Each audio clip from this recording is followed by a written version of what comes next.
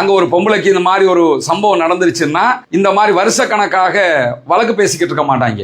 விசாரணை நடைபெறும், குற்றம் நிரூபிக்கப்பட்டது என்று சொன்னால் மரண தண்டனை நிறைவேற்றப்பட்டுவிடும். மரண தண்டனை என்று அறிவிச்சுட்டு கூட வச்சுக்கிட்டும் இருக்க மாட்டாங்க, நிறைவேற்றிட்டு போய்கிட்டே இருப்பாங்க. அதனால தான் அந்த நாடுகளில் இந்த மாதிரியான குற்றங்கள் நடைபெறுறது ரொம்ப ரொம்ப அரிதிலும் அரிதாக நீங்க பார்க்க முடியும்.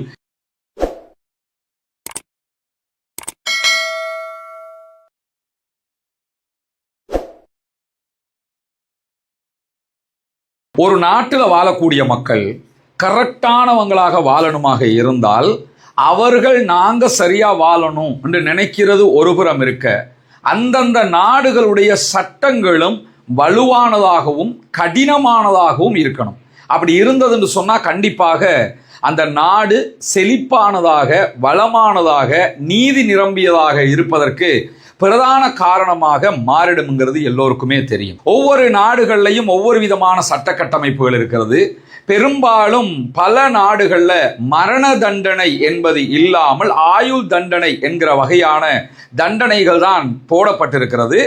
ஆயுள் தண்டனை வரைக்கும் தண்டனைகளை வைத்திருக்கக்கூடிய நாடுகள், அதில் இருக்கக்கூடியவங்க எல்லாம் பெரும்பாலும் என்ன சொல்லுவாங்கன்னா, மரண தண்டனையே கூடாது, ஏன் அப்படியான தண்டனை எல்லாம் கொடுக்குறீங்க என்று வியாக்கியானம் வேற பேசுறத நீங்க பார்க்க முடியும். ஆனா எந்த குற்றத்துக்காக மரண தண்டனை கொடுக்கப்படுகிறதோ அதே குற்றம் தங்களுடைய குடும்பத்தில் இடம்பெற்றால், ஆமா மரண தண்டனை கொடுக்கிறதா இதுக்கு முடிவு என்கிற மனோநிலைக்கு அவர்களே வர்றதை பார்க்க முடியும். ஒரு மனிதனுடைய திருப்தி என்பது அவனுக்கு நீதி நிலைநாட்டப்படுகிற போதுதான் கண்டிப்பாக அது நிறைவேறும் என்பதை புரிஞ்சுக்கிறங்க.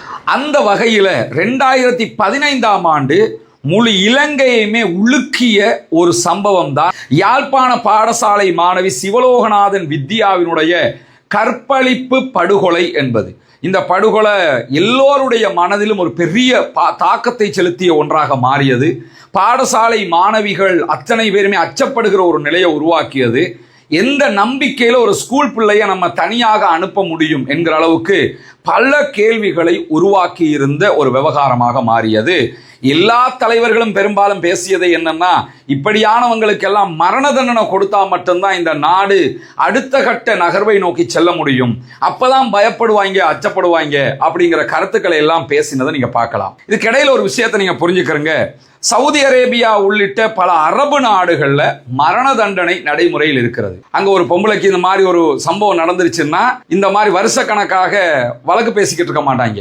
விசாரணை நடைபெறும், குற்றம் நிரூபிக்கப்பட்டது என்று சொன்னால் மரண தண்டனை நிறைவேற்றப்பட்டுவிடும். மரண தண்டனை என்று அறிவிச்சுட்டு கூட வச்சுக்கிட்டும் இருக்க மாட்டாங்க, நிறைவேற்றிட்டு போய்கிட்டே இருப்பாங்க. அதனால தான் அந்த நாடுகளில் இந்த மாதிரியான குற்றங்கள் நடைபெறுறது ரொம்ப ரொம்ப அரிதிலும் அரிதாக நீங்க பார்க்க முடியும். உலகத்துக்கே வியாக்கியானம் பேசுற, சுதந்திரத்தை பத்தி பேசுற, டெமோக்ரஸியை படிச்சு கொடுக்கிறோம்னு சொல்லக்கூடிய நாடுகளில் கூட இந்த குற்றங்கள் தலைக்கு மேலால் நடக்கக்கூடியதை நீங்க பார்க்க முடியும். ஆனால் அரபு நாடுகள்ல ரொம்ப ரொம்ப குறைவிலும் குறைவாக நடக்கிறத பார்க்க முடியும். காரணம் என்னன்னா, குற்றங்கள் எவ்வளவு ஆழமானதாகவும் ஆபத்தானதாகவும் இருக்கிறதோ அதே அளவுக்கு தண்டனைகளும் பலமானதாகவும் பயங்கரமானதாகவும் இருக்க வேண்டும். இந்த அடிப்படையில தான் 2015ஆம் ஆண்டு சிவலோகநாதன் வித்யா என்ற அந்த பாடசாலை அப்பாவி மாணவி கற்பழித்து படுகொலை செய்யப்பட்டது தொடர்பாக சுவிஸ்குமார் உள்ளிட்ட சில பேர் கைது செய்யப்பட்டிருந்தார்கள். அவங்களுக்கு மரண தண்டனை விதிக்கப்பட்டிருந்தது. ஆனால் அவங்க மேன்முறையீடு செய்திருந்தாங்க. இந்த மேன்முறையீட்டினுடைய விசாரணை முடிவுற்று அதனுடைய தீர்ப்பு மீண்டும் உயர் நீதிமன்றத்தினால் கடந்த 6ஆம் தேதி உறுதிப்படுத்தப்பட்டிருக்கிறது. உயர் நீதிமன்றம் கீழ் நீதிமன்றத்திலே வழங்கப்பட்ட மரண தண்டனை சரியானது, இவர்களுக்கு மரண தண்டனை தான் கொடுக்க வேண்டும் என்கிற தீர்ப்பை வழங்கியதினூடாக அந்த மாணவியினுடைய படுகொலைக்கான இந்த உலகத்தில் கிடைக்க வேண்டிய நீதி கிடைத்திருக்கிறது என்கிற ஓரளவுக்குண்டான மகிழ்ச்சி நமக்கு வருகிறது. ஏன்னா அந்த குடும்பம் எவ்வளவு பாடுபட்டிருக்கும், அதை ஒட்டி எத்தனை பெண் பிள்ளைகள் அழுது புலம்பி இருப்பார்கள், பயந்து நடுங்கி இருப்பார்கள். எங்களுக்கு நிம்மதி இல்லைன்னு அடுத்த கட்டமாக நாங்கள் என்ன பண்றதுங்கிற நிலையெல்லாம் தோற்றுவிக்கப்பட்ட நிலையில ஒரு நாட்டினுடைய பாதுகாப்பும் பெண்களுடைய பாதுகாப்பும் பிள்ளைகளுடைய பாதுகாப்பும் உறுதிப்படுத்தப்பட வேண்டும் என்றால் இது போன்ற தண்டனைகள் தான் அதற்கான தீர்வு. எனவே உயர் நீதிமன்றம் மீள் விசாரணை செய்து அவர்களுடைய மரண தண்டனையை உறுதிப்படுத்தி இருப்பது உண்மையில் வரவேற்கத்தக்கது, பாராட்டத்தக்கது, மெச்சத்தக்கது என்பதிலே எந்த மாற்று கருத்தும் கிடையாது. எனவே இந்த இஸ்லாமியர்கள் கொடூரமான தண்டனையை வச்சிருக்கிறாங்க, மரண தண்டனை, திருடினா கையை வெட்டுறது, இந்த மாதிரி எல்லாம் வச்சிருக்கிறாங்க.